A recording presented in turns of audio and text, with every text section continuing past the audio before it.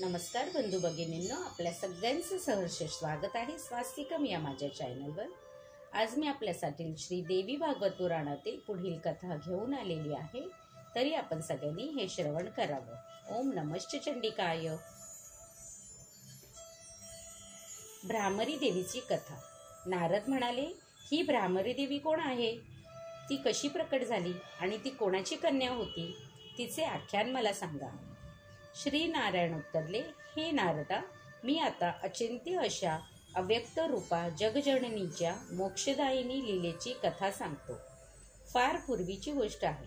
देवांचा शत्रू अरुण नावाचा एक महापराक्रमी दैत्य पातालोकी निवास करीत असे। तो देवांना जिंकण्याच्या इच्छेने हिमालयातील गंगेच्या तीरी जाऊन तेथे घोर तप करू लागला।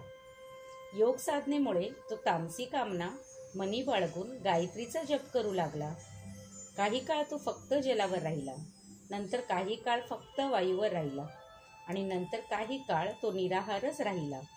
अशाच तऱ्हेने आणखीन तप केल्याने त्याच्या देहातून अग्नी प्रकट झाला। तो अग्नी संपूर्ण विश्व जाळण्यास प्रवृत्त झाला। त्यामुळे विश्वातील सर्वच प्राणी त्रस्त झाले। त्यांचे दुःख न पाहिल्याने देवही संत्रस्त झाले। ते सर्व मिळून ब्रह्मदेवाकडे गेले आणि त्यांनी अरुणाबद्दल त्यांना सांगितले।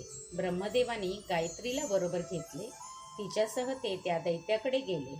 त्याला अग्नीप्रमाणे तेजस्वी झालेला पाहून ब्रह्मदेव म्हणाले, हे वत्सा, तुझ्या मनाप्रमाणे वर माग। तेव्हा त्याने अमरत्व मागितले। ब्रह्मदेवानी त्याला समजविले की जन्मलेल्या प्रत्येकाला मरण हे अटळच आहे। तेव्हा तू दुसरा एखादा वर माग, कारण बुद्धिमान प्राणी मृत्यू टाळण्याचा आग्रह धरीत नाही। ब्रह्मदेवाचे बोलणे ऐकून त्याने म्हटले, मग मला असा वर द्या की मी युद्धात मरणार नाही। एखाद्या शस्त्राने किंवा अस्त्राने मला मृत्यू येऊ नये। पुरुष किंवा स्त्रीकडून मला मृत्यू नको, किंवा 2 पाय असलेले वर 4 पाय असणाऱ्यांकडूनही मला मृत्यू नको। मला इतके विपुल बल द्या की मी ज्या बळाने देवांनाही जिंकू शकेन। ब्रह्मदेवानी वर दिला आणि ते आपल्या स्थानी निघून गेले।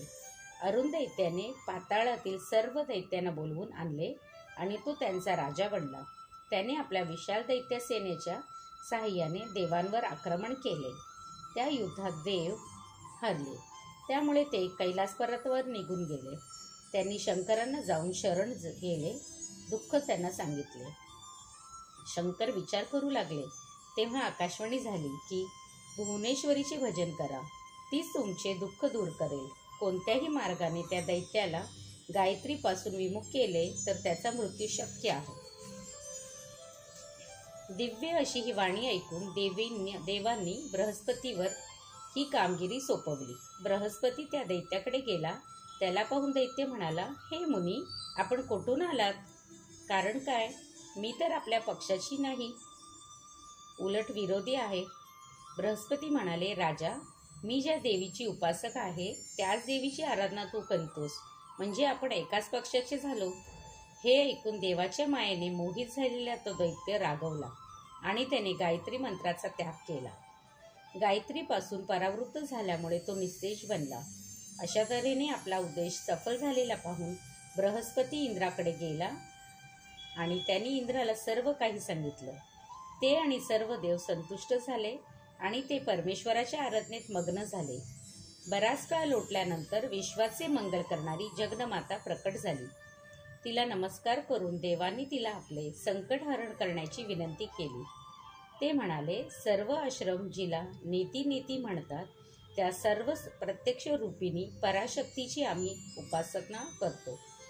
भ्रमानी वैष्टित अशा भ्रामरी देवीला आम्ही शरण आलो आहोत। जगदंब प्रसन्न झाली।